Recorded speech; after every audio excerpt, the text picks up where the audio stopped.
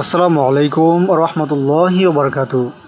প্রিয় দর্শক, আজকে আমরা জানব মুহররম মাসের আশুরা রোজা কয়টি রাখতে হয় এবং আমাদের নবী সাল্লাল্লাহু আলাইহি সাল্লাম কয়টি রোজা রেখেছেন এবং আমাদের কি কয়টি রোজা রাখার নির্দেশ দিয়েছেন। চলুন জেনে আসি। কোরআন মাজিদ ও হাদিস শরীফে এই মাস সম্পর্কে যা এসেছে তা হলো এটা অত্যন্ত ফজিলতপূর্ণ একটি মাস। কোরআনের ভাষায় এটি আবরাতুন হুরুম অর্থাৎ 4 মাসের মধ্যে এটি অতি সম্মানিত একটি মাস। এই মাসে রোজা রাখার প্রতি বিশেষভাবে গুরুত্বারোপ করা হয়েছে। হযরত আবু হুরায়রা রাদিয়াল্লাহু আনহু থেকে এক হাদিসে নবী করিম সাল্লাল্লাহু আলাইহি ওয়াসাল্লাম বলেন, রমজানের পর আল্লাহর কাছে যে রোজা প্রিয়।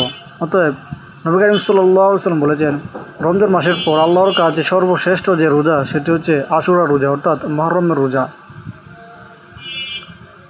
এর মধ্যে আশুরা রোজা ফজিলত তো আরও অনেক বেশি। হযরত আব্দুল্লাহ ইবনে আব্বাস রাদিয়াল্লাহু আনহু বলেন, আমি রাসূলুল্লাহ আকরাম সাল্লাল্লাহু আলাইহি ওয়াসাল্লামকে রমজানের আশুরার যে গুরুত্ব রোজা রাখতে দেখেছি। অতএব রমজান মাসের পর যে গুরুত্ব দিয়ে রোজা রাখতেন সেটি হচ্ছে আশুরা রোজা।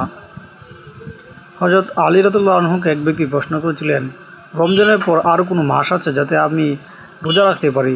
তিনি বললেন, এই প্রশ্ন রাসূলুল্লাহ আকরাম সাল্লাল্লাহু আলাইহি ওয়াসাল্লামকে একজন সাহাবী বলেছিলেন।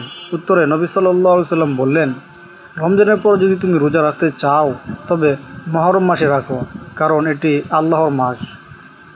এই মাসে এমন একটি দিন আছে যেদিন আল্লাহ তাআলা একটি জাতির তওবা কবুল করেছেন।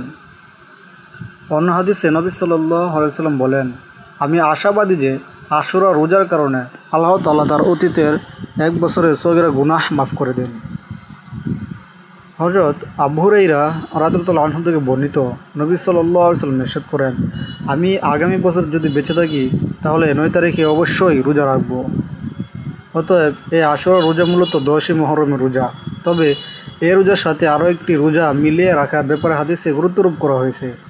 রাসূলুল্লাহ আকরাম সাল্লাল্লাহু আলাইহি ওয়াসাল্লাম বলেছেন, তোমরা অবশ্যই আশুরার দিন রোজা রাখো এবং তাতে ইহুদিদের বিরোধিতা করো। আশুরার আগে একদিন বা পরে একদিন রোজা রাখো। তাই 9 ও 10 এবং 10 ও 11 রোজা রাখার নির্দেশ দিয়েছে নবী সাল্লাল্লাহু আলাইহি সাল্লাম এবং এই দুইটি রোজা অত্যন্ত গুরুত্বপূর্ণ আল্লাহর কাছে এবং এর মর্যাদা অনেক গুরুত্বপূর্ণ।